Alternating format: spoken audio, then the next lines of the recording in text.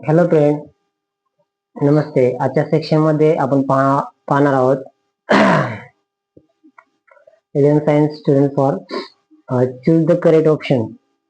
The branch of chemistry which deals with the study of separation, identifications, and quantitative determinations of the composition of different substances is called.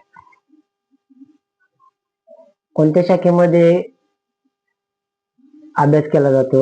Separation, identification, quantitative determination आणि composition different स्ट्रक्चरचा असा question आहे. तर त्याच्यामध्ये पर्याय आहे आपल्याला physical chemistry पहिला, दुसरा इनऑर्गॅनिक केमिस्ट्री, तिसरा ऑर्गॅनिक केमिस्ट्री आणि चौथा अनालिटिकल केमिस्ट्री.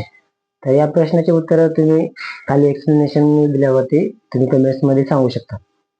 आता एक्सप्लेनेशन मध्ये काय, ऑर्गॅनिक केमिस्ट्री मध्ये काय असते तर कार्बन असलेल्या संयुगाचा अभ्यास केला जातो.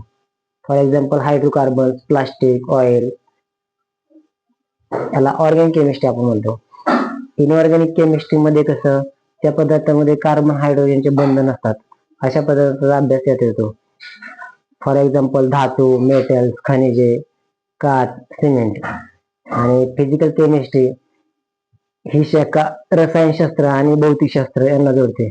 रासायनिक प्रक्रिया कशी घडवतात, त्यामधील ऊर्जेचे नियम काय असते याचा अभ्यास यात केला जातो.